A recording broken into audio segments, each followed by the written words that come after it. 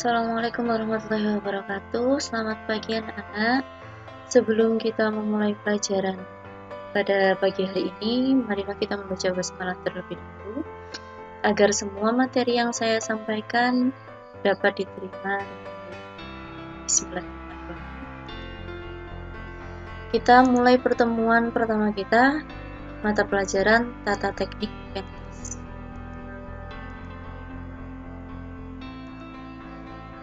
KD yang akan kita bahas adalah KD 3.1 dan 4.1. KD 3.1 memahami jenis dan bentuk panggung.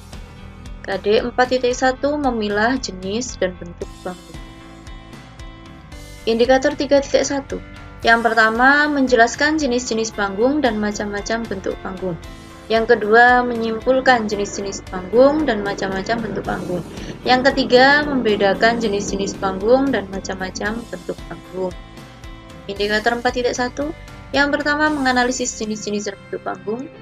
Yang kedua, menyimpulkan jenis-jenis dan bentuk panggung. Lanjut, panggung. Panggung sendiri itu apa? Kira-kira di pikiran kalian panggung itu apa?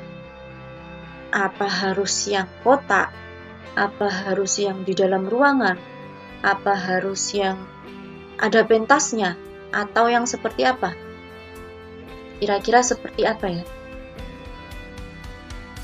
Sudah ada gambaran? Sudah punya pemikiran masing-masing? Mari kita lihat. Ini penjelasan. Jadi, panggung merupakan sebuah tempat yang digunakan untuk menyuguhkan suatu pertunjukan, entah itu musik, teater, ataupun tari. Ya. Jadi panggung itu adalah sebuah tempat yang digunakan untuk menyajikan sebuah pertunjukan. Bisa tari, bisa musik, bisa teater, bisa semuanya bisa. Itu yang dinamakan panggung. Tidak peduli bentuknya kotak, tidak peduli dia di dalam ruangan, tidak peduli dia di luar ruangan. Tidak peduli dia di atas pentas atau seperti apa. Yang penting suatu tempat untuk menyajikan suatu pertunjukan itu adalah panggung. Di sini, ini ada jenis-jenis panggung. Yang pertama adalah panggung arena.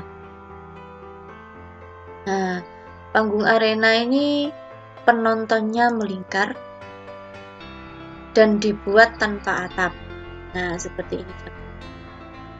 Jadi panggung arena itu kanan, kiri, depan, belakang itu tidak ada yang menghalangi penonton untuk melihat.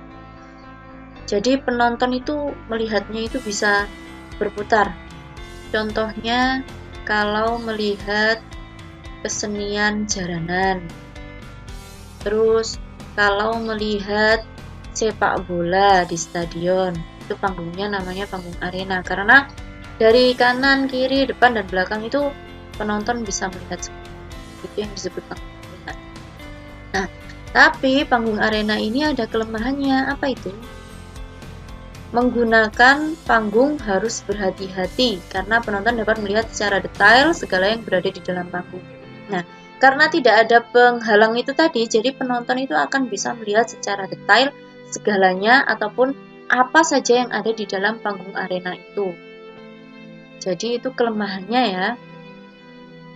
Kalaupun mau dibuat pentas teater misalnya, itu dia kesulitan. Kalau ingin memindahkan properti-properti itu akan kesulitan kalau di panggung arena. Ini tidak akan bisa karena penonton itu melingkar dan tidak akan ada celah kru untuk mengambil ataupun memasukkan suatu properti.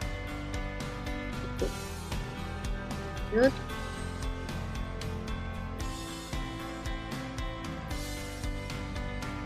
Yang kedua ada panggung proscenium. Panggung proscenium bisa juga disebut sebagai panggung bingkai karena penonton menyaksikan aksi aktor dalam lakon melalui sebuah bingkai atau lengkung proscenium. Bingkai yang dipasangi layar atau gorden inilah yang memisahkan wilayah akting pemain dengan penonton yang menyaksikan pertunjukan dari satu arah. Dengan pemisahan ini, maka pergantian tata panggung dapat dilakukan tanpa sepengetahuan penonton. Nah, ini contohnya. Jadi, ini itu seperti kalau ada yang tahu gedung Cak Durasim Surabaya, itu namanya panggung proscenium.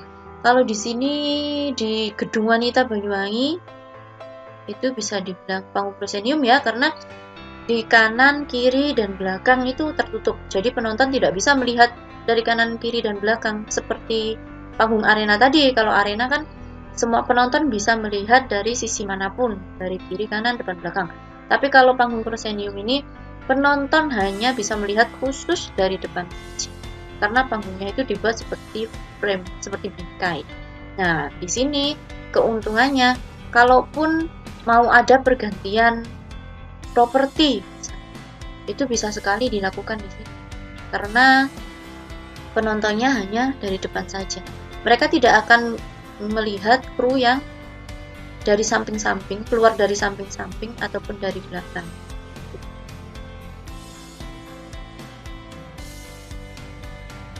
Lanjut, yang ketiga adalah panggung truss. Panggung truss seperti panggung proscenium, tetapi 2/3 bagian depannya menjorok ke arah penonton. Pada bagian depan yang menjorok ini, penonton dapat duduk di sisi kanan dan kiri panggung. Panggung truss tampak seperti gabungan antara panggung arena dan proscenium. Ini gambarnya. Nah, jadi kalau panggung arena itu penonton dapat melihat dari kiri kanan, depan, belakang. Kalau proscenium hanya dari depan saja. Nah, kalau panggung truss ini penonton bisa melihat dari depan dan ada sisa panggung yang menjorok ke depan. Sisa di pinggir-pinggir sisa panggung yang ke depan itu bisa ditempati oleh penonton juga. Jadi misalnya penonton di sini seperti gambar penonton di sini. Nah, ini tempat pemain. Di sini juga penonton juga bisa duduk di sini, di kanan dan kiri. Tapi kelemahannya untuk penonton yang duduk di sini otomatis akan kesulitan untuk melihat perform yang ada di belakang. Oke, sekian pertemuan pertama kita. Saya berterima kasih karena telah mengikuti mata pelajaran tata teknik pentas. Jangan lupa selalu jaga kesehatan, tetap di rumah, jaga kebersihan, dan jangan lupa memakai masker apabila memang ingin keluar rumah. Saya akhiri, assalamualaikum warahmatullahi wabarakatuh.